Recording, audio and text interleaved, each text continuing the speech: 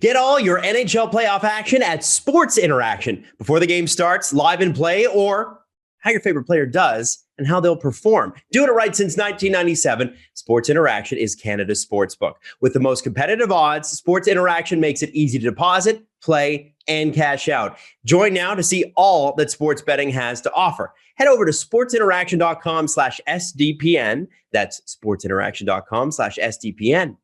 19 plus, please play responsibly. This is Agent Provocateur with Allan Walsh and Adam Wylde. Show me the money. Powered by Sports Interaction, Canada's sportsbook. Welcome to Agent Provocateur. I'm Allan Walsh with Adam Wylde. How are you, Adam? I'm doing great, Allan. Thanks for having me again. It's great to see you. Always great to see you, Adam. Our guest this week is an award-winning journalist and author. He started doing hockey analysis in 1979, covering the Toronto Maple Leafs for the Toronto Sun. He's worked with Rogers Sportsnet, Hockey Night in Canada for many years, CBC Radio and TV. He's twice served as the president of the Professional Hockey Writers Association. He's written numerous books, including 100 Years, 100 Moments, a Centennial of NHL Hockey, and Catch 22, My Battles in Hockey and Life with Rick Vive. He has a new book out right now titled 1972, The Series That Changed Hockey Forever. It's a fabulous book. A big welcome to the podcast, Scott Morrison. Allan, Adam, thank you very much for having me. How you doing, Scott? I'm doing well, thank you. Yeah, we just had our little COVID scare in our family over the last week, but everybody's doing well out of that. And, the book is taken off, and I'm glad to see that because it's an important part of our history and Canadian hockey history and Canadian history period. So I'm glad people are embracing it. Well, just to provide a little background, I was actually at game one of the series in Montreal Forum in September 1972. My dad brought me to the game. I was 7 years old, and I remember everything about the game. I remember Prime Minister Trudeau coming out on the red carpet before the game to drop the puck. My hero and idol, Ken Dryden, was in goal for Team Canada. And there was an overwhelming feeling in the building that this was going to be a slaughter of massive proportions. Is it going to be 9-0, 10-0, 12-0, 15-0? We have all these incredible, great NHL stars playing against a bunch of Soviet nobodies that nobody ever heard of, who internationally anyways, were still considered amateurs. Mm-hmm. And how could they match up against the great NHL stars? And I remember vividly game one starting, the first two shots on goal, Canada scored 2-0 early, and the rout was on, and it certainly didn't end like that. So with that little preamble, why don't we talk a little bit about how this series even came together? Well, opening night was a shocker for all of Canada and a shocker for the Soviet Union, because not even they were confident coming in, but they didn't see that happening. But part of the roots of the series where, as you mentioned, Allan, the Soviets were dominating internationally for many years. And ironically, it was only a couple of weeks ago, the 50th anniversary of when they actually signed the document to have the series. They lost in the World Championships that year, and that was the first time they'd lost in a long while. So they were dominating internationally. And I don't want to say they were getting bored with it, but they felt like they needed another challenge. And of course, the politics of the day, especially with that being a communist country behind the Iron Curtain, when you could throw athletes out and put them on a stage, or whether it's the Worlds or the Olympics or anything, and put them on a podium and win a gold medal, that was the best propaganda you had. That was the best selling point for your country on the world stage, to say, look at us, we're the best. And that was part of what they were thinking in this series, is that they were going to come out and they were confident that they could win, and but at the very least prove how good they could be, and that this would be another selling point for how good the Russians were at that time, the Soviet Union. And so that was part of their impetus. And Canada, of course, was only able to send our best amateurs by and large, and we weren't winning, and we weren't winning for a long time, and that was becoming frustrating. And there had been a push to try and get professionals allowed into the Olympics and the Worlds back in the late 60s, early 70s. We are allowed a handful of players, but then that was scuttled by the IOC and the IIHF. And so we pulled out of the international hockey for a couple of years because we were supposed to host the Worlds in 1970 in Montreal and Winnipeg. But so part of Pierre Trudeau, the prime minister at the time, part of his mandate in his election campaign was that he was going to help fix this hockey problem in the country, and Hockey Canada was created. And so there was political undercurrents to all of this, as well as just the hockey bodies wanting to do something different and improve certainly our international state at the time. And so all of those factions came together, and Allan Eagleson and the NHL Players Association became a big player in it. And because Allan had a vision, he'd been sitting in his backyard in 1966 having a barbecue with Bobby Orr and Carl Brewer, and had a vision listening to the World Cup of Soccer on radio, and said, why can't we do this for hockey? And then obviously, once upon a time, that became the Canada Cup, but only because this series started. So there was a lot of different forces pulling independently, in some ways, pulling together to make this happen. But Trudeau also, because of this, the way the country was going at the time, felt that a hockey series like this, because we were still trying to have, with the Cold War going on, economic relations and that with the Soviets. But he felt something like that might be a feel-good moment that the country needed.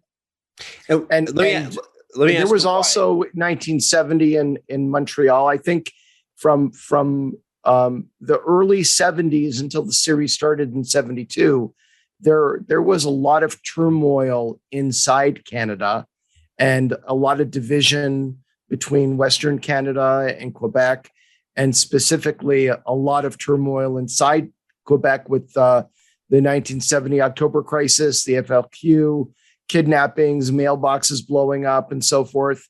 So that was the setting, really, I think, for the idea that this series could somehow unify Canada. Totally. And the War Measures Act was invoked back then as well in 1970 because of what was happening in Quebec. And so, yeah, I mean, we'd gone from a high of 67 with our centennial and the Expo, and the country feeling good and full of hope and promise and growth.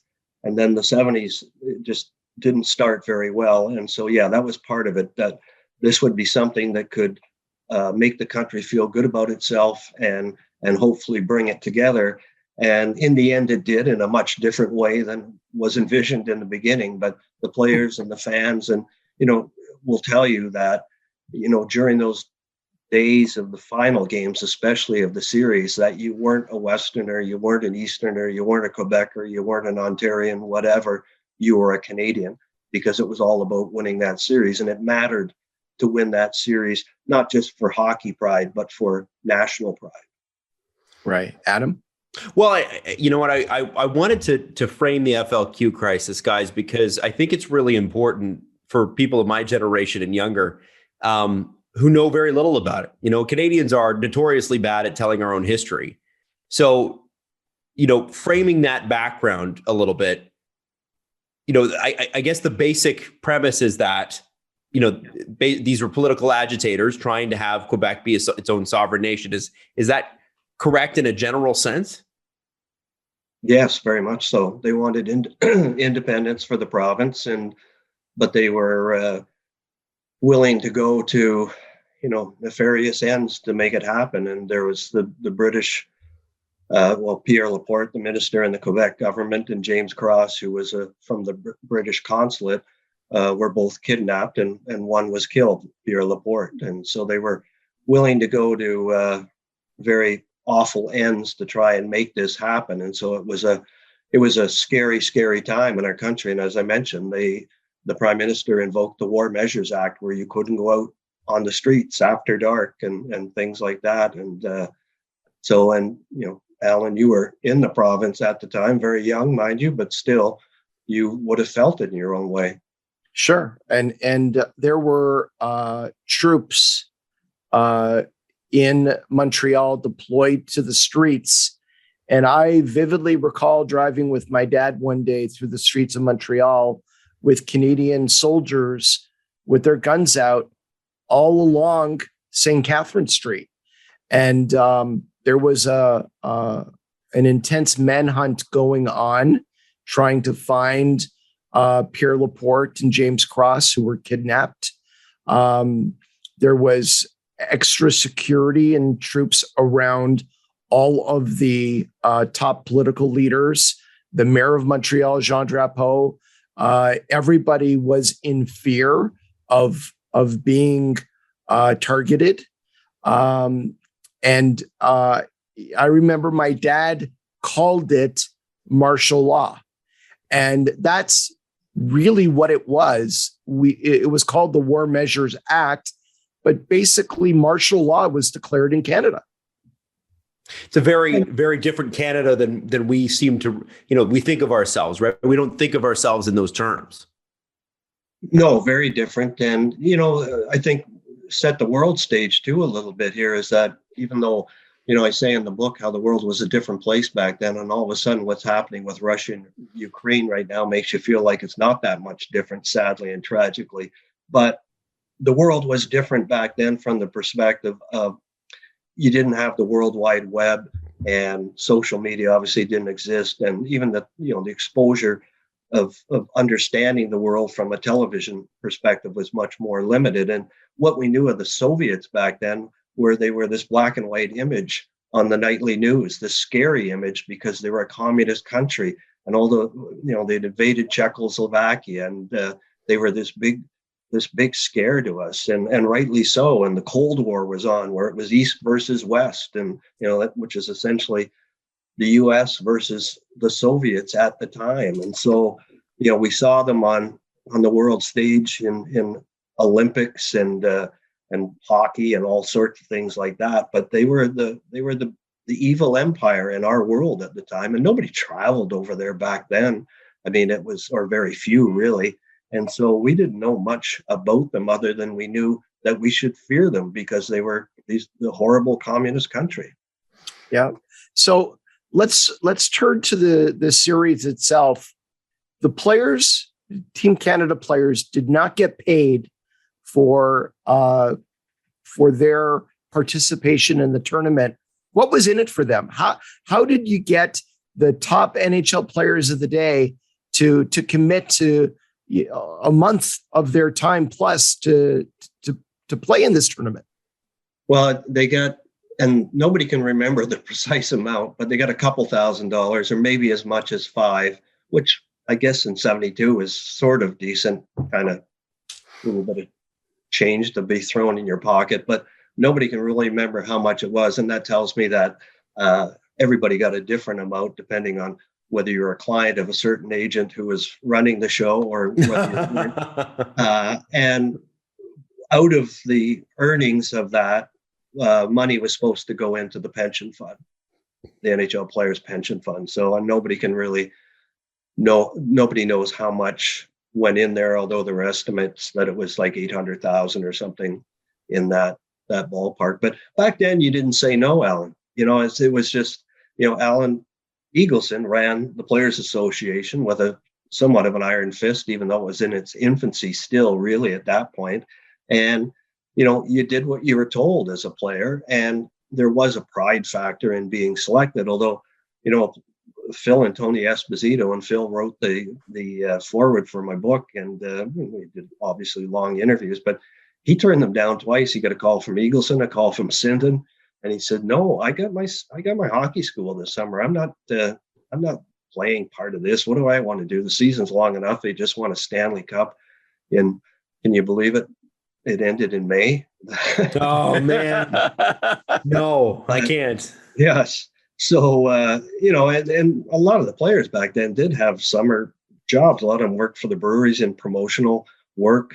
Most had hockey schools, and others from smaller communities worked on their family farms. And that's what you did back then in the summer. But for some, it was an honor to be asked and selected. For some, it was an inconvenience. But ultimately, they ended up inviting 35 players to camp because they didn't have back then anybody to play against for exhibition games to get ready for this. So they had to have inter-squad games. And what came to haunt them as the series unfolded unexpectedly was that they had promised all those 35 players they were going to play 1 or 2 games in the series because, as Allan said earlier, it was going to be a lark. It was going to be a walkover for Canada. So be nice and easy. Everybody plays, everybody's happy, but not so much. And I remember watching the inter-squad games on TV. They were broadcast. Yeah. Yeah. So that's because the TV rights were owned by, in conjunction with, talk about your odd triplet, especially as history unfolded, by Eagleson, Bobby Orr, and Harold Ballard, then the owner of the Maple Leafs.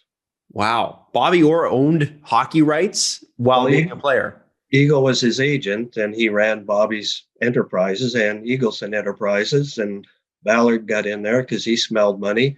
And of course, the training camp was in Toronto, and Game 2 was in Toronto. And they got together to do the TV rights deal. That would have been Eagleson and Ballard. Bobby wouldn't have, Bobby wasn't a part of it. He was still playing and would have been more focused on that for sure, or trying to play at that point because of his knee. Right. Now, the deal was effectively with Hockey Canada and the NHL, with the IIHF and the Soviet Union. But there were several players who were initially selected to the team that were not allowed to play because they had signed with the WHA that had just started, just been created.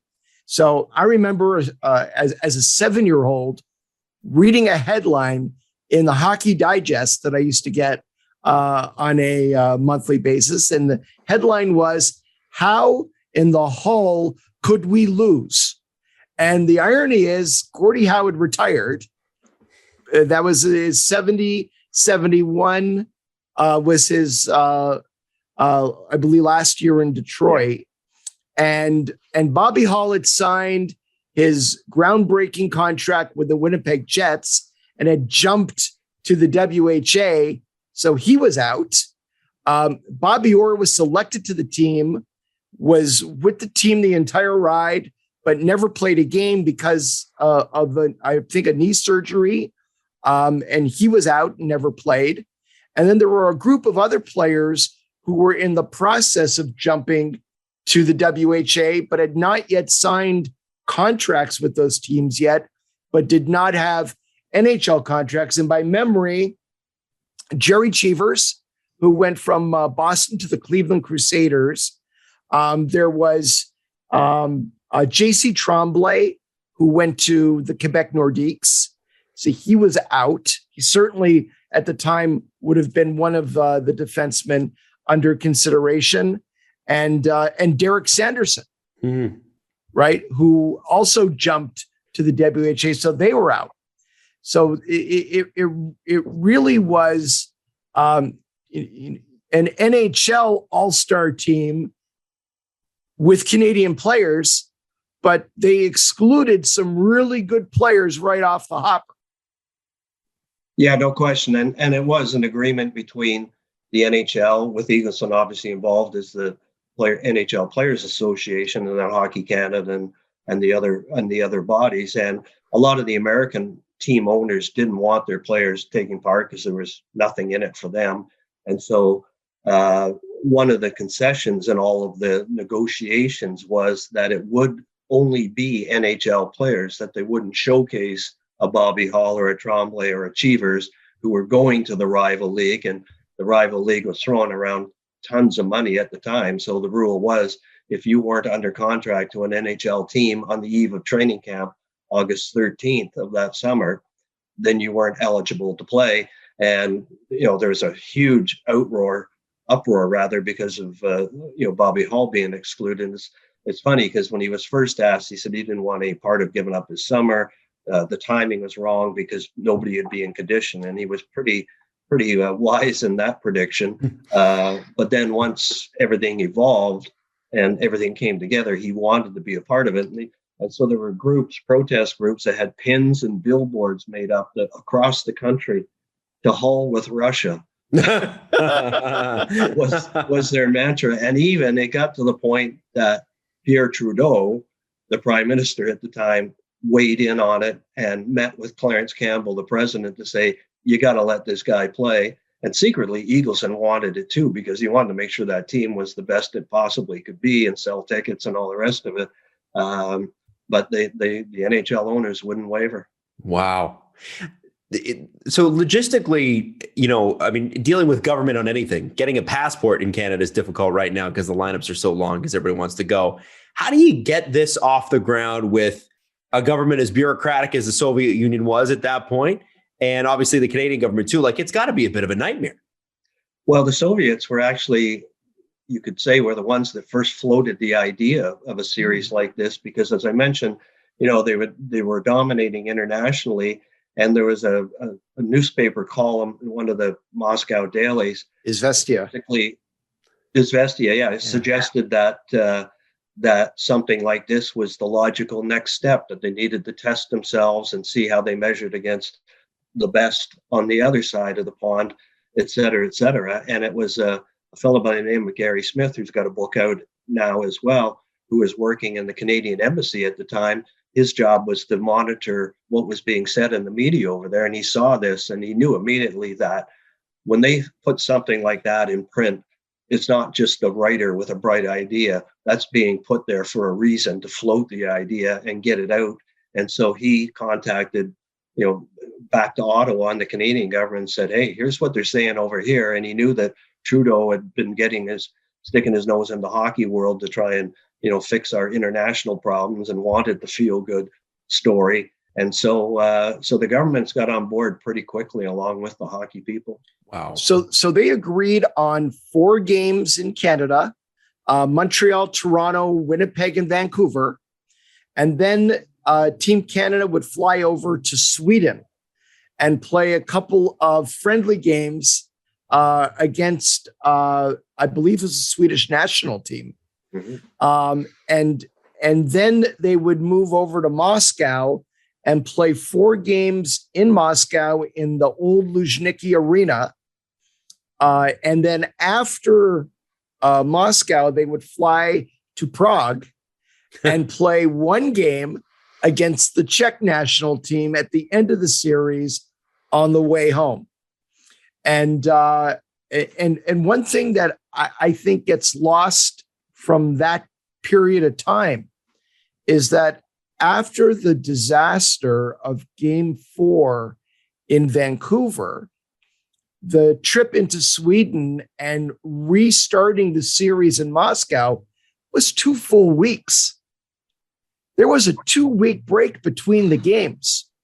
And if I recall, Canada lost the opening game against the Soviet Union 7-3 in Montreal with Ken Dryden in the net. They then went to Toronto, Maple Leaf Gardens. Team Canada won 4-1. Pete Mahovlich with that highlight reel goal going around the D-man and scoring on Tretiak, the Soviet goalie. Wow. Yeah. And then they moved to Winnipeg, and that game ended 4-4 tie, and there was no overtime, and then they head to Vancouver, and really now Team Canada is on the ropes, and they lose in Vancouver 5-3, and really Team Canada was in disarray, mm-hmm. And the outrage coast to coast of fans and media piling on against these guys at that time was incredible. Do you want to talk a little bit about that, Scott? Yeah, absolutely. So as you mentioned, you have the shocker of opening night in Montreal. You get relief bouncing back in game 2. And I should say, the players knew, even when they were up 2-0 in that 6 minutes into that first game in Montreal, they were sitting on the bench saying, we've got a problem here. Like, these guys are good and they're in great shape and they're nothing like what we were told they were going to be. Like, oh, this isn't going to be a fun, friendly series. This thing's going to be a battle. Like, we're in deep here. And then they get the Winnipeg, as you mentioned, they blow a 4-2 lead. Bobby Hull sitting in the stands, they tie, and then have a horrible game against Vancouver. And the fans really, really turned on them in Vancouver. And the country felt almost betrayed by the team, I guess might be the best way to put it. But they were certainly disappointed with them. But nobody had, or very few people had, an appreciation of how good the Soviets might be. And it was all about, nobody could see that they were good. It was that we were bad. And the players were feeling it. And they got booed mercilessly in that Vancouver building that night. And that spawned the famous, I guess, post-game interview with Phil Esposito on national TV, where with Johnny Issa. Folks, we're doing our best. We gave up our time. We're fighting for our country, but these other guys are really good too. So just like, stay with us, get behind us, and we're doing our best. And it was a real plea, and it's one that the players themselves didn't hear because he was on the ice. It was on TV. They're in the room, and again, the world didn't share information the way we'd share it today in a nanosecond. But the word got out to the Canadian fans, and by the time they got to Moscow, it was a much different reaction to how the country was feeling about that team. But Allan, to your point, that stop in the 2-week break and the 8 days that they spent in Sweden, that was the turning point in many ways in the series, because that's when a lot of tough decisions were made about that group of 35. Well, guess what? You're not all going to play. We have to break this down to be a team of 21 or 22 that are going to be in and out of those final 4 games. And everybody's going to have a role and an assignment. And so there was some hurt feelings there, which we can talk about. But the other thing that was different back in the day, so you had the players in that team came from 10 different NHL teams, but, bulks of them from New York and Chicago and Boston and Toronto and Montreal predominantly. And they all hated each other back then. There was no fraternizing. Your clients couldn't fraternize back then, Al. No, and that was very much promoted by NHL owners.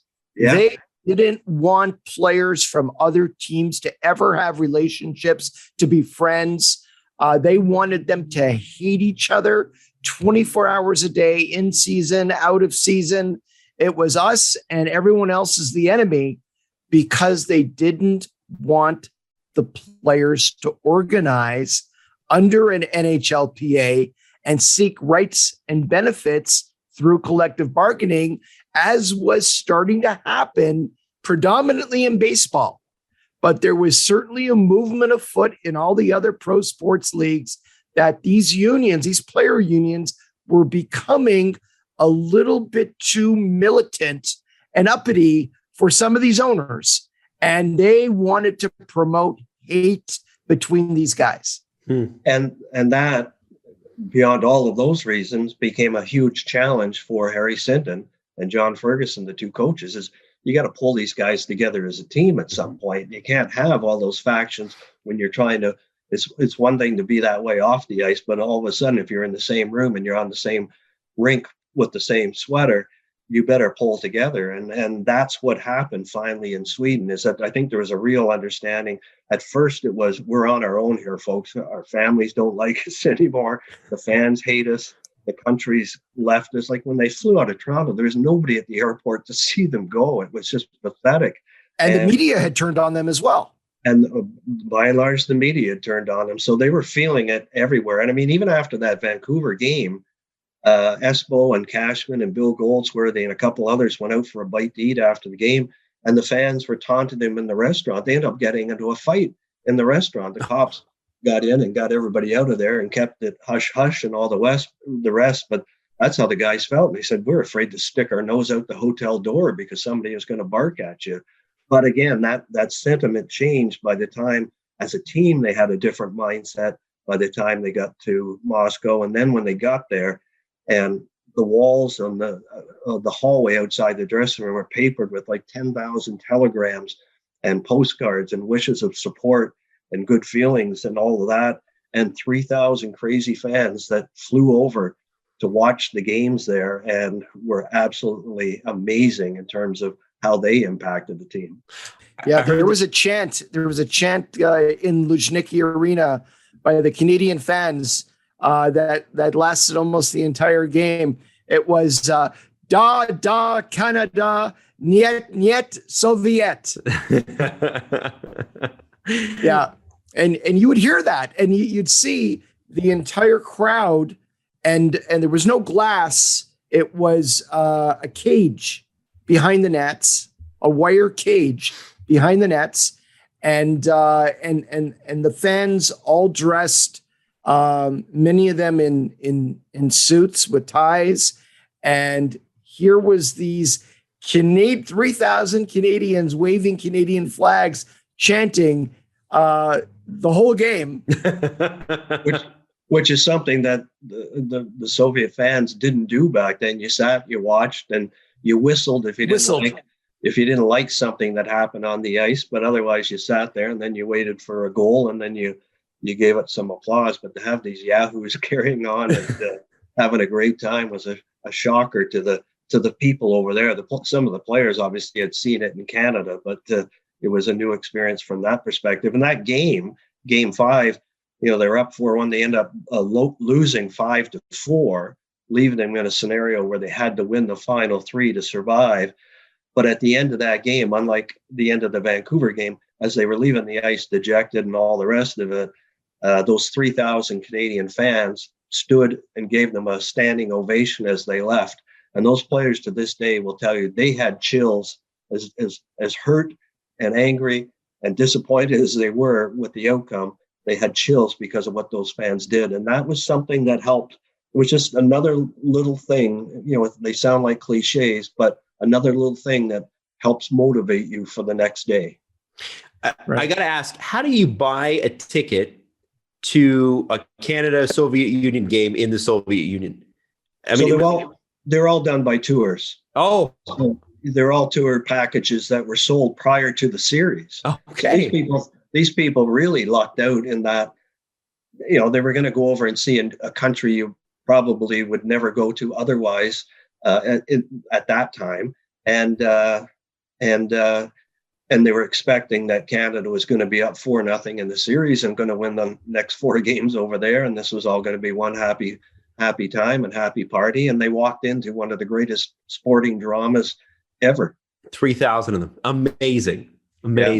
So after game 5, and this is a big one, right? And a lot of Canadians forget this part of the series too, is, you did have that cheer, but several players left the team. Canadian players leaving Team Canada. Not something you've ever heard about probably before, definitely not before, and definitely not since. What was the reaction to that? Why did it happen? What happened there, Scott? Well, part of that Sweden experience too is that, as they came together as a team, is that the coaching staff and the management group realized that, okay, we'd made the promise about everybody going to play, but if we have any hope of winning this series, that can't happen and won't happen.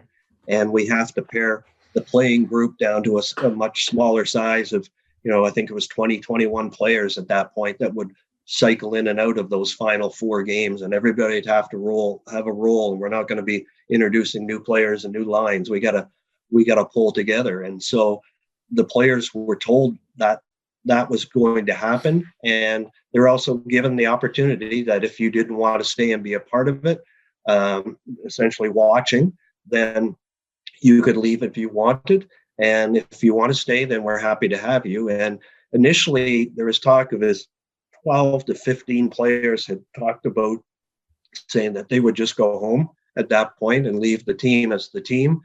And when push came to shove, it was only 4 of them that ultimately decided to leave, and Vic Hadfield, Josh Gavermaw, whose wife was having some pregnancy problems. So there was, backstory to that. Rick Martin and Gilbert Perreault, who were both with the players, and Punch Imlach, who was running the Sabres back then, was putting big pressure on them to come back to their NHL training camp as opposed to sitting watching the series. So sadly, that message was supposed to have been announced, according to Hadfield, by Allan Eagleson, and it wasn't explained that way, that the players were told they could leave.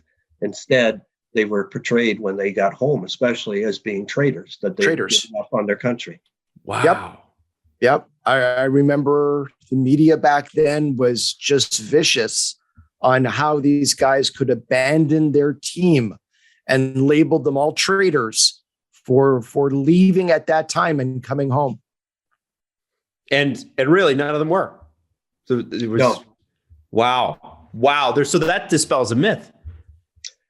Yeah, I mean, there's the most outspoken was Vic, and he didn't like Eagleson to begin with. They had friction from the minute Allan, Allan had come in to run the Players Association, and but beyond that, he started in the first game, and then that with his line, the gag line with Gilbert, the late Raj Gilbert, and Jean Rattel, and they didn't have success that night, so they broke up the line, and he was in and out, but he wasn't very happy with it. And there was pressure on these guys too that people don't realize, that their teams were saying, like, our training camps are going here, guys, especially the American teams, because they didn't care about Team Canada and the Soviets. It was get your butt back here, and we got exhibition games, and we got to make money back here. And so a lot of those guys were hearing it from their teams, the pressure to go home.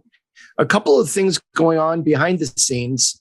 I think everyone could agree that Team Canada, the players, were horribly out of shape, even after the Team Canada training camp and the inter-squad games. Really, the players back then didn't train in the offseason at all, and used all of training camp and maybe even the first couple of weeks of the regular season to get themselves into shape.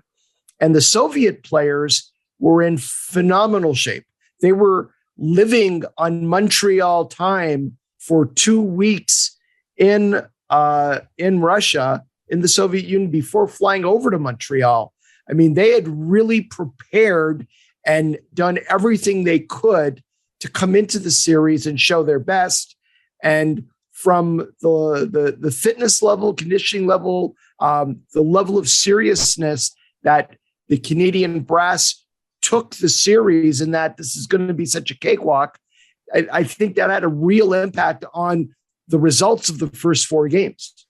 Oh, guaranteed.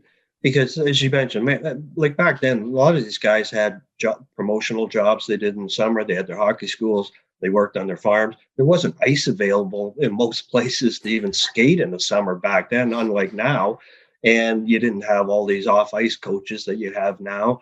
And yeah, you waited till training camp to get going. And even though they had their training camp and their scrimmages and inter-squad games, because, as Allan, you mentioned, because it was that mindset that this was just a fun series and it was going to be a lark beating these guys, nobody was in the right frame of mind. I mentioned in the book that Brad Park, who lived in Toronto in the off season, his wife was pregnant, so he would go home at night during training camp. And he said, I'd come back in the morning the next day, and he said to go to practice, and I'd look at the boys and say, yeah, they had a good one last night. So the guys were having some fun, and and their mind just wasn't prepared for, they physically and emotionally, they weren't prepared for what they got into. And it wasn't until they got to Moscow that they had some conditioning at that point. And even though they lost that 5th game, they felt good about how they were playing, or felt better about it, felt better about their conditioning, and their minds, I like to say it is uniquely Canadian. And one of the great lines I've ever heard was from John Ferguson Jr. after watching a World Junior tournament where the Canadians, not unlike a series like this, came back, and they ultimately beat the Soviets in that series to win the gold medal. And they kind of did it as underdogs, as it turned out. But afterwards, he just said, the one thing, he says, you can't teach, when it comes to hockey, you can't teach Canadian. And there's just that being about it. And, there was the never say die in that series. And then you think of 87, and there was a similar type of scenario there when they got to the final. So anyway, that you can't teach Canadian mentality had crept into the series then, and it was more than just a hockey series at that point. That's when it became, and I hate, they hate it, I hate it, to use that word war. You don't want to diminish it, especially against what's happening in our world now. But for them, it was a war on ice, and there was a lot of real hatred at that point, and they really got the feeling then that they were playing for the Maple Leaf on their chest, and it was more than just hockey pride, because that was a big part of it then for them as individuals, but it was pride of country and pride of way of life, because that was, again, that backdrop of what the world was like in 1972. What I find fascinating is that John Ferguson was named the assistant coach, and he had just retired from the NHL. And Harry Sinden was the head coach of the Boston Bruins. They had just won the Stanley Cup. And here you've got John Ferguson, who I believe Harry originally wanted to be a player on the team. Yeah. And he says, no, I'm retired. So he goes, well, okay, you'll be my assistant coach. And John Ferguson, the most feared enforcer of his era in the National Hockey League. Really, the team took on some of his character and personality once they got over Russia and realized it was now war on ice. I mean, could there have been a better person behind the bench than John Ferguson at that time? No, absolutely. And, Harry had been removed from the game for 2 years because he won the Cup with Boston in 70 and then got into the money dispute. He said it was like, he says players walk for $5 million. I walked for 5,000. But so being available and not being attached to a team made him a prime choice to run that team. And then, he'd wanted John to play on the team, and they could have used him, that's for sure, because he was an enforcer, but he was an enforcer who could play, score you 20 goals, that type of thing. But a lot of his personality really crept into the personality of that team as the series evolved. And, the famous moment of Game 6 when, Harlamov was one of the best players on that Soviet team. And from day one, the Clark, Ellis, Henderson line had been assigned to play against him, Ellis to check him. And partway through Game 6, Ferguson turns to the team and says, boys, this guy's killing us. We got to do something. ... Bobby Clark picked it up and said, okay, I will take care of business, and went out and put on the now infamous slash that broke his ankle. I don't think it broke his ankle, but fractured it. He came back for Game 8, but he was a severely different, limited player from then. But, and one thing I want to say there too is that Bobby's been vilified over the years for that play. And it was a nasty slash. I don't think he was intending to break an ankle or fracture one, but he was sending a message. And the only thing is that there were no saints on the ice in that series. And a lot of the players, some players are still to this day pissed at him for it. And it's funny because at the time there wasn't any outrage on the Canadian side of the equation because they won the game. But as the years went on, it took on a greater magnitude. And but a lot of those players said too, he said that there was a lot of dirty stuff happening on both sides of the ice. And Ron Ellis shared the story about, I think it was Mihailov kicked Gary Bergman. Yes. In the shins. And the skate went right through the shin guard. Shin pad.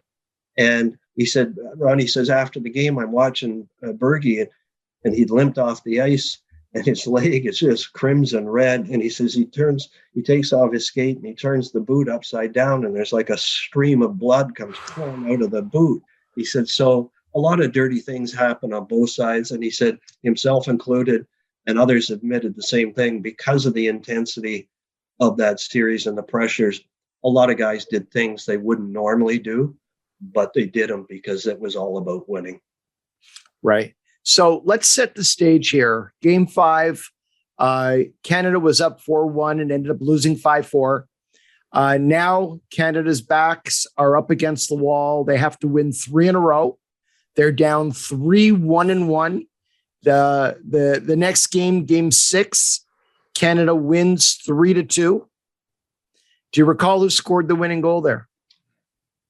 The same guy who would have scored the winning goal in game 5 had they not blown the lead, and went on to score the winning goal 2 more times, Paul Henderson.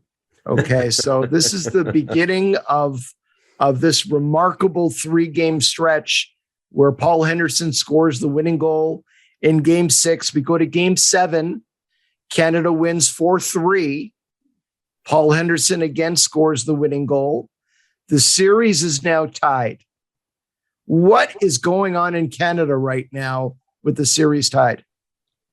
The series is Canada is going crazy. I was just going to say one thing is that goal that he scored in game 7 was absolutely spectacular, where it was a 1-on-4 rush, and he managed to split the defense and get in and beat Tretiak for that winning goal. And as Paul called it, the greatest, maybe not the biggest, but it was big at the time, but the greatest goal that he'd ever scored from a skill perspective. But Canada, I think from game 5 on, the previous book I'd wrote about this was a great title as well as this one is, but it was The Days Canada Stood Still, and the country did stand still. And the TV numbers for the final game were almost 16 million out of a population of roughly 25 million watched that game. Like, that's staggering. That's a country that stopped. And Allan, I was lucky. My parents let me stay home from school to watch those final 3 games. But in the schools, they wheeled, the TVs into gymnasiums and classrooms. Kids were allowed to have transistor radios and earplugs in their pockets. And I remember seeing pictures of people on Yonge Street in downtown Toronto looking through the Eaton store window, this massive window where they'd lined up about 100 TVs that they were selling off, and every one of them had the game on, and gangs of people standing there watching, offices ground to a halt, and they'd wheel TVs in. So our country was just, nothing was moving when those games were playing. And all of a sudden now, that sense of dread after game 7 was a sense of hope that we can still pull this thing off. Mm-hmm. No, it's interesting you say that, because I was in 2nd grade and I watched attended game 1. I watched every game. And for game 8, they wheeled a television into our classroom, and we had probably 30 kids sitting there and the teachers. And there was a couple of other classrooms that got TVs as well. The TV wasn't big enough to wheel into a gymnasium and have the entire school there, but somehow our teacher was a big hockey fan and had pull and got the TV into our class. So here I am in 2nd grade. The TV comes in. I remember how grainy and snowy the picture was, with the rabbit ears on top of the TV that sometimes would get adjusted to try to get a little bit better reception, and watch the game. And to this day, I mean, I can't talk about it without getting emotional, because the entire 3rd period was absolute chaos on ice, coupled with the fact of what was going on behind the scenes. The Soviet goal judges would not turn on the red light when Canada scored. All right. And it was like the officials. Scott, why don't you talk to everybody about the 2-referee system and who these officials were, specifically in the Soviet Union for the 4 games there? So they had agreed in the beginning that they would use, again, thinking it was going to be this easy series, not too intense, international officials. So there was some amateur officials that worked the games in Canada. There was a couple of Americans, a couple of Canadians, and then they had the European officials lined up to do the games in Moscow. And a couple of them were from West Germany, which was a communist country under Soviet command basically at the time. And so the sense was that these guys were feeling the heat when they made calls, and the games were just an absolute joke from the officiating standpoint. These guys just weren't qualified to officiate a game with the caliber of player that was involved in this series on both teams. And Isn't it Joseph Kampala? Joseph Kampala was public enemy number one in Canada, yes. And they had agreed to, it was funny because after the Toronto game where the Soviets went off the ice crazy about the officiating, and Harry Sinden agreed to change the pairings for the final two games in Canada, thinking no big deal, and that maybe he'd get a favor back before it was over, not so much. And so they had the nickname, it was Batter and Capella were the two West German officials, and they were nicknamed Batter and Worse. Yeah, I remember Bat and Batter, yeah. Bad and Batter and Worse. And the Soviets are trying to pull the strings, said that they would work the final game. And of course, Canada said not a chance. And anyway, there was all sorts of back and forth negotiations. So the Canadians ultimately got to pick one official, and they got to pick the other official, which is Kampala. And you mentioned, Allan, that the third period was a zoo. Well, the whole game was a zoo. So you had the backdrop of this officiating controversy. And then you get in the first period, and JP Parisi gets called for an interference penalty, which was a bit of a joke. And, there's so much tension and all the rest of it. And so he's angry. He goes to the box. He starts mouthing off. They give him his conduct. He comes flying out of the box, does a circle around center ice, and comes back to the penalty box, takes his stick over his head. And he's like, he gives one of these, like he's going to just nail this guy over the head. And he didn't, but he gets booted out of the game. And so now it just, on we go. So like there were so many elements to this game. Like if you were writing it, you'd say, God, I'm overwriting the drama here. There's just too much going on. And then they get to after two periods, and the Soviets are up 5-3. And the Canadians are thinking, well, let's just get a tie here and we'll be okay. And that's when the Soviets announced that, oh no, by the way, we win on goal differential if there's a tie. And under international rules. Under international rules, which hadn't been, Harry Sinden says, I went to the pre-tournament meetings in Moscow back in July, and I don't remember that ever being mentioned when the rules were being spelled out. But this was typical of what was happening, the hijinks off the ice with the Soviets. And so now these got the Canadian players even further enraged. You get to the third period, and Harry talked to the team and he said, don't try to win it in the first 5 minutes, because if you do, we'll give up a goal and then we're done. It's 5-3, get one, just play hard, get one, and then we'll get the next one. And if we're close in those final five, we're close or tied in the final 5 minutes, we're coming at them like they've never seen before. So that's our game plan. So they get out in the third period. Espo gets the 5-4 goal. Espo is the guy that drove the engine on so many levels in that series. Paul was the hero with the goals, but Phil was the guy that drove it. And then the Cornway goal from Phil, 5-5. And to your point, Allan, they don't turn on the goal light. And the guy who was manning the goal light was a young fellow by the name of Victor Dombrowski, who went on to be the Joseph Kampala for another generation of bad Soviet officials internationally. So the circle is small, and how this series affected the game on so many levels. So Allan Eagleson, who's sitting in the stands behind the penalty box scorers area, he sees the light doesn't go on. He's going nuts that the light didn't go on, and he wanted to make sure that the goal counted. So he goes flying down towards the penalty bench to make sure that it counts, to be in the face of the referees and the rest of them. And in those rinks, there was a moat around the rink where the army stood to keep the fans away from the ice.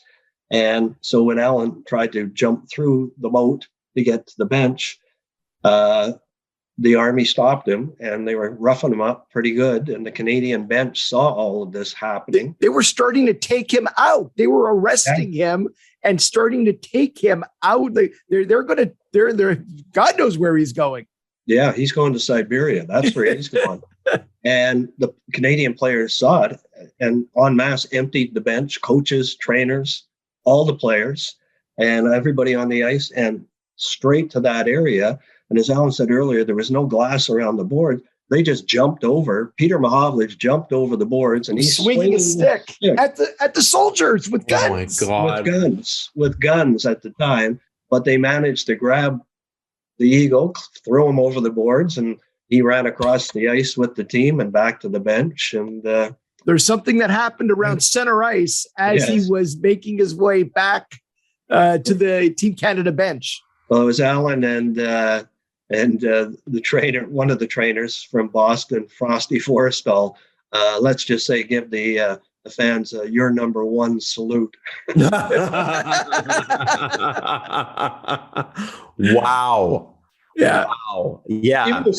Even the Soviet players who I talked to, who will tell you to this day, they said, like, to see that was just unconscionable, unfathomable in their country at that time. Like, nobody could do that and get away with it. But this series rewrote a lot of things, and amazing moments. And now, it's interesting. Go ahead, Al. If my memory serves me correct, was not, and I'm just doing this off of memory, Leonid Brezhnev, the head of the Soviet Union, wasn't he at that game? He was at all 4 games. And if you remember, Phil tells the story before in the introductions to Game 5. So everybody gives gifts in the international hockey. And as a welcoming gift to the Canadians, they had a bunch of school kids, figure skaters, come out and give the players flowers, the Canadian players flowers. Well, one of the petals off the flowers falls on the ice. Phil comes out to do his introduction as he gets number 7, Phil Esposito. He goes out, he goes ass over tea kettle, lands on his derriere, and he gets up and he gives like a thespian on his one knee, gives this royal kind of wave, and he looks up and waves to Brezhnev up in a private box. But that's, I mean, well, God, you could have had a political convention in Montreal the night you were there, Al, and every politician in the country was there. And so, because it was very much a political exhibition as much as it was a hockey exhibition. But yeah, Brezhnev was there for that final game as well, watching all of this happen. And Kosygin, who was his premier, he was there as well. So all the whole Politburo was there watching, all the heavyweights. Incredible. So Henderson, who's not, I mean, he's a great player in the NHL, but he's not known as, like, he's not Esposito, right? He's not the big goal scorer. He gets these last 3 goals. And I remember when I was in grade 8, it was the 30th anniversary. So I had the sweater that had him on it, and it said Canada in the background. And you know, my parents for Christmas got me the DVDs, which were brand new at that time, of the whole thing. So, you know, there was the full retrospective done at that time. What, you know, we saw the reaction in Canada. You said 16 million of a population of 25 million are watching these games, Scott.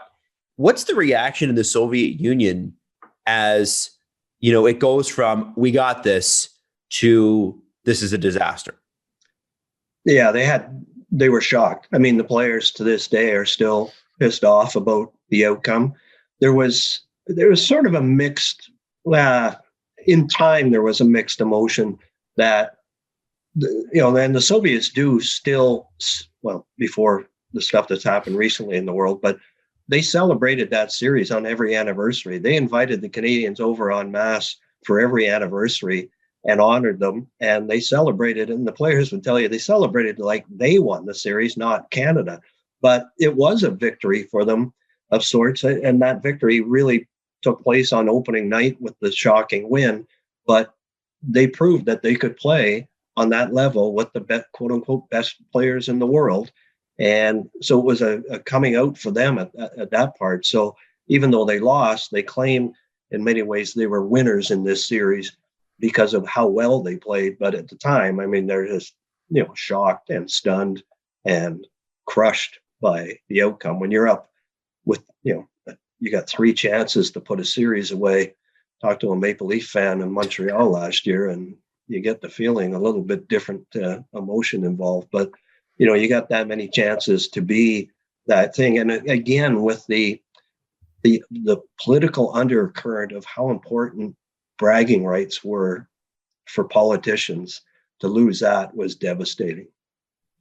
So let's talk about the last 5 minutes of the game. Canada tied it up. It's 5-5. Can you take us to the last 5 minutes and tell everybody what happened?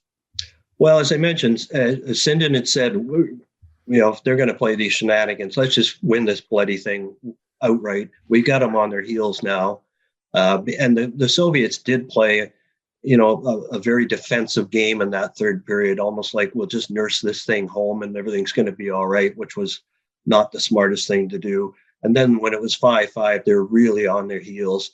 And they said that they could sense that that they tensed right up and that they were feeling it. And so the plan was just keep going at them, have the defense jump on the attack. We're going to get that goal.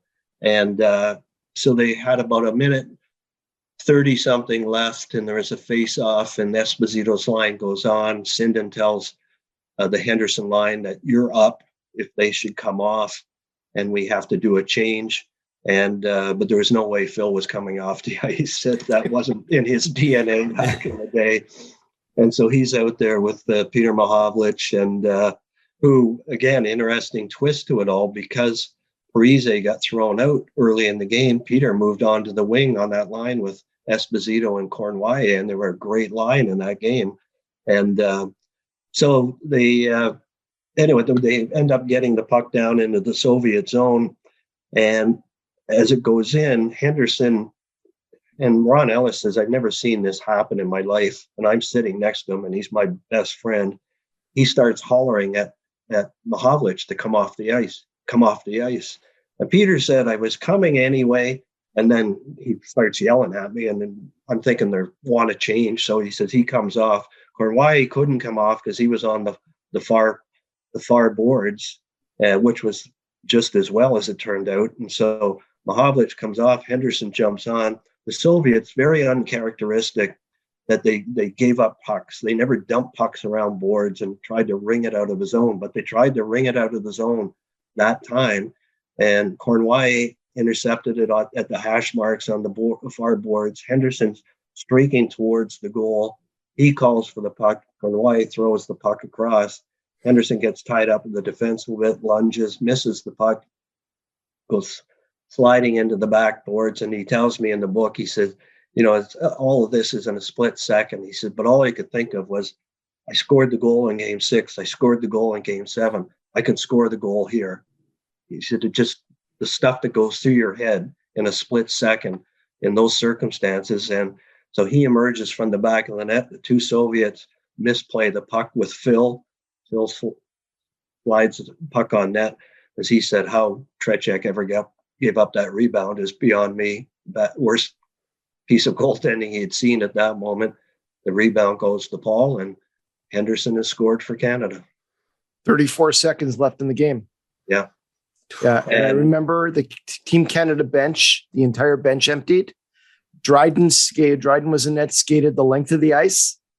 And it was one of the most incredible goal celebrations you can ever see, with 34 seconds still left in the game. And there was trainers, there was players who weren't dressed for the game, because everybody was around their bench for safety reasons more than anything at the time. But a bunch of those guys, you've got guys in suits on the ice celebrating with the team. And I remember Ken told me, he said, I don't know. He said, I've never done that before, but I said, just race at the end of a game and overtime, you do it. But he said, I just raced down the ice. And he said, all of a sudden I had this awakening in the middle of the pile that, oh my God, there's 34 seconds left. I better get back in net. And so back he goes. And Harry said, when you see a goal like that, he said, you want to look at the clock and just see 2 seconds. Mm-hmm. He said, but I look up and I see 34 seconds. And he said, boys, we know what they can do. Just, we got to pay attention here. And so, even so, the Soviets did they got it across center, and it looked like they were getting a rush, and they broke it up. But a celebration like no other at that point. And another little sidebar story to the heroics of that last game of Espo and what he did, scoring, setting up the last two, scoring the first in the third period, and then setting up the last two, and then Paul with his heroics, is after his game 5. Henderson had slid into the boards after a scoring a goal rather, to put them up in that game 3-1. And he suffered a concussion. And when they got him to the dressing room, the doctors and Sinden, but mostly the doctors, said, Paul, you're done. You got a concussion. You can't play. Take your gear off. And Harry came in and told him, he says, Paul, take your gear off. And Paul begged him. He said, you got to let me go back. He said, it can't end this way. I just can't end the series like this. And they did let him go back. And after that game, Phil had some heart palpitations. And so they quietly took him to a hospital in Moscow and did some testing and whatnot. And all they determined that he didn't have a heart attack or anything like that, but I forget the medical term for it, but they determined that he has a big heart, bigger than most other people. And for whatever reason, with all the stress and, playing as hard as he was and everything else, I guess it started to act up in whatever way, but he was fine. But you think of, and we saw how big that heart was by the end of the series, but you think of how history might have been different had those two players left the series after Game 5. Wow. Yeah. That's incredible. I'd never heard that before. That is amazing. So after the 8 games and Paul Henderson scoring the winning goal in 6, 7, and 8, does he belong in the Hall of Fame? To me, he does. I know a lot of people use that argument about the bigger body of work, but I think, first of all, to be selected to that initial roster, then to be selected to the opening night roster and play all 8 games, when you think of all the stars that were invited, that makes you a pretty special player. And his career, WHA and NHL, was pretty good. He was a very good player. And then to do what he did on that stage from start to finish, he scored goals throughout the series, and then obviously almost 4 consecutive game winners. And just for what that series meant to the game, I think he should be in. Like the guy who gave up the goals is in and should be. We've added Yakishev in recent years and should. Yep. He deserves to be in as well. But, we don't measure them, and it's not the NHL Hall of Fame, so they should be in. But we measure them in different ways in that, they won Olympics and Worlds, but they didn't always face the greatest competition. We didn't send our best to those competitions. And then they did face the best in this one, and then close to the best in the 74 series. So if you're allowed to look at them through a different lens, then I think we should look at Paul and his admission in a different lens as well. And I think he's very worthy of it. Completely agree. I think if there's anyone worthy of being inducted into the Hockey Hall of Fame, it's certainly Paul Henderson, especially with the heroics from this series. Just switching gears for 1 second. I was in Moscow probably around 12 years ago. I've been there many, many times. And I had an opportunity to sit down with Alexander Yakishev, who was working with one of the Russian ice hockey teams at the time. And we were meeting over a client of mine and whether he was going to be allowed to sign an NHL contract, entry level, and come over. And I had a translator with me, and we started talking. And I told him that I was at Game 1 of the series, the Summit Series in 72. And his demeanor changed immediately. And he got into storytelling mode a little bit. And we spent about 30 minutes just talking about the series. And when we talked about the final result, the one thing that I came away from was how bitter he remained over the fact they didn't win the series.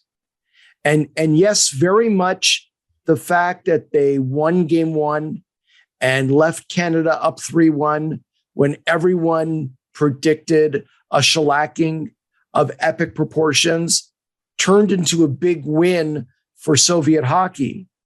And then 74 in the WHA series, the Soviet Union won that series. Russian club teams like Central Army and Spartak would come over and routinely beat NHL teams throughout the 70s. But it really all started with 72, where the Soviet quote unquote amateurs were really now considered to be on the level of the NHL stars, and maybe even better in some respects. And we saw a lot of things happen with hockey development in North America that took on many of the tactics and training methods that the Soviets were using for years, off ice conditioning, certain things that they did off the ice, was really revolutionary. And a lot of that, people like Scotty Bowman took a real interest in how the Soviets trained and practiced, and brought a lot of that to the NHL and to hockey development in North America. No, absolutely. And to your point about their disappointment, is Yakushev said he got the same box set DVDs that you got, Adam. The only difference is, he said, I never took them out of the box. They're still sitting on a shelf at home. And he said, they'll never be opened by me. He said, maybe my family one day will, but he said, they'll never be opened by me. And that's the bitterness that still exists to this day. And yeah, it was a win for the system, but it wasn't a win for the players at that time. And to your point, Allan, yes, I mean, and that's the title of the series, 1972, the series that changed hockey forever, is out of that. Yeah, we had Canada Cups, we had the NHL tours, we had Rendezvous, we had Europeans coming over en masse. And once the politics of, where the Iron Curtain came down, then players didn't have to defect to come over. They were allowed to come over and play in the NHL. And as Phil says in the book, he said, we got all these players of different nationalities, but he says, we don't think of them as a Russian or a Czech or a Swede or an American or a Canadian anymore. We just think of them as great players who want to do the same thing. We win a championship, win a Stanley Cup, that type of thing. So, and then, in terms of both those teams learn from style of play, the Soviets, and Yakushev was one who talked about it today, that you can't teach Canadian, but that attitude that they never say die, that they're coming at you to the last second, and don't take your foot off the pedal. And that's what they did in that series, the Soviets. But that style of play, the training, the practicing, all of that just evolved of learning from each other, and the game became bigger and better for it. The hockey world opened up as a result of that series. How long was it, guys, and forgive me because I don't actually know the answer to this question. How long was it before the first Russian players started to defect to the NHL? Well, Calgary had a guy named Priakin who came over in the 80s. And there was Makarov, I think, as well in Calgary too. Right? Yes, and obviously the Stastnys coming over from Czechoslovakia, which was similar circumstance. They had to defect to come over, were the big ones, and then the Detroit Red Wings were. Nedomansky, I think, was the first. Which one, sorry? Václav Nedomansky. Big Ned with the Toros, in Toronto. Yeah. So there was several in that sort of, I guess, probably in the 80s more than, or no, Ned would have been the 70s. Right. And then there was more that defected in the 80s, in Bure and some of those guys. McGillney, yeah. Peter Svoboda with the Canadians at their draft. Yeah. When he was hiding in the dressing room before Sir Savard drafted him. Yeah. Wow. Absolutely. So, but then once the Iron Curtain went down, then the doors opened and the game changed forever from that. The personality of the game and the cosmopolitan nature of the game changed at that point forever. And I like it that, you see it that, we don't think of guys as being, you got players going for trophies, and it's just, he's a Tampa guy or he's a Toronto guy. He's not a Swede. He's not a Finn. He's not a whatever. It took a long time for that mindset to change. through the 70s, and with the chicken Swedes and all that sort of stuff, that especially here in Toronto, it's the dumbest thing going. The hardest nosed player I ever seen was Boreas. Oh my Yeah.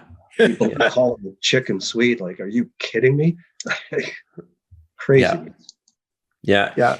It was good for the world, and it was good for the game. Grew at everything. So absolutely. Wow. So flash the cover. Yeah, please do. I was hoping you would do that. Yes. It truly is a remarkable book on the 50th anniversary of the series. 1972, the series that changed hockey forever. It's a wonderful read. Scott, thank you so much for sharing your time. You've been very generous with it, for sharing some of the incredible behind the scenes stories. I almost lost it there for a second. I'm glad I held it all together. It was probably one of the most enjoyable conversations I've had in a long, long time. Well, thank you very much. And both you and Adam. And I think this conversation, I want to sell books, but I think it's important because this is a chapter in history.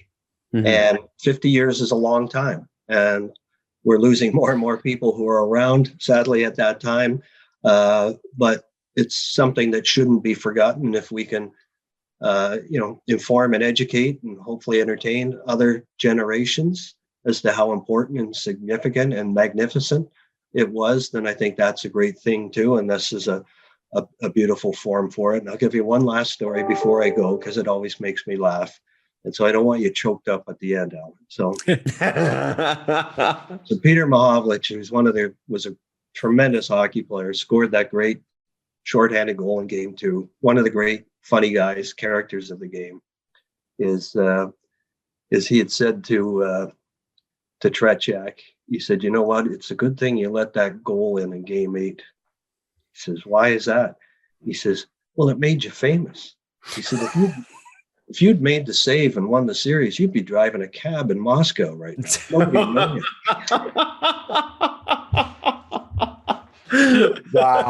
Wow. To one of the best goalies who's ever lived. Yes. Well, it's him and Dennis Hall, another great character, pranking Tretiak. So amazing. Yeah. All right. Well, Scott, thank you very much again. And we'll be seeing you down the road. Thank you both. Take care. All right. Thank you. Show me the money. This has been Agent Provocateur with Allan Walsh and Adam Wylde. Powered by Sports Interaction, Canada's sportsbook.